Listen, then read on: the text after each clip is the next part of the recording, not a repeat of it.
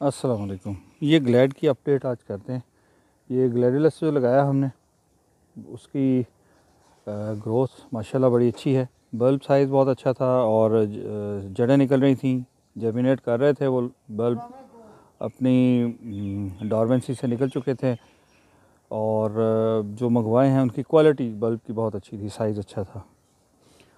तो ये आप देख रहे हैं, इसके ऊपर मल्च करते हैं। अमूमी तौर पे हमें डाउट होता है कि मल्च जब कर देंगे तो उसके बाद क्या होगा, क्या पौधा निकल भी आएगा उसमें से या नीचे ही दब जाएगा। जब पौधा बीज में से निकल रहा होता है तो फिर उसके ऊपर जो कुछ भी जैसा भी उसके ऊपर एनवायरनमेंट हो वो अपनी ताकत के मुताबिक वहाँ तक जोर लगाता है। जो बल्ब्स होते हैं या इसके कॉम्स होते हैं इसके ग्लैड के, तो इसके अंदर एनर्जी स्टोर होती है, इसलिए इसको एक मोटी दबीज़ तय के अंदर से निकलने में इतनी परेशानी नहीं होती।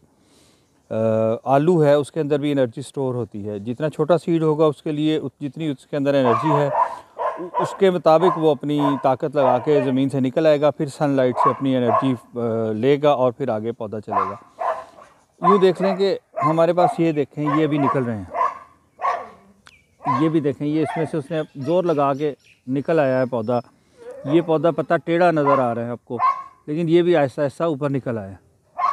अब चूँकि हमने एक तरतीब रखी थी तो ये जो प्लांट है 1 2 3 लाइनें हैं इसमें, ये 3 होने चाहिए, ये 3 होने चाहिए। तो यहाँ पर आके दरमियान वाले में से को मिसिंग लग रहा था, तो इसको तरतीब लगाने से हमें ये अंदाज़ा हो गया कि यहाँ पर एक पौधा होना चाहिए। तो ये देखें, ये आपको नज़र आ रहा है, ये पौधा आहिस्ता आहिस्ता जो निकलेगा और ऊपर निकल के तो अपना जब तक ये शेड के अंदर है आपको इसका कलर ग्रीन नज़र आ रहा है कि ग्रीन नहीं है। यूँ ही ये फिर वो अपना ऊपर निकलेगा तो शेड सूरज में आ जाएगा तो इसका कलर भी ग्रीन हो जाएगा और पौधे भी माशाल्लाह सेहतमंद हैं।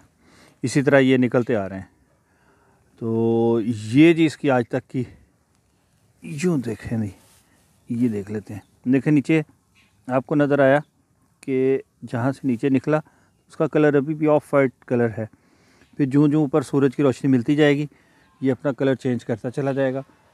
और ये जो मल्चिंग है इसका बेनिफिट है कि इसमें नमी बरकरार रहती है।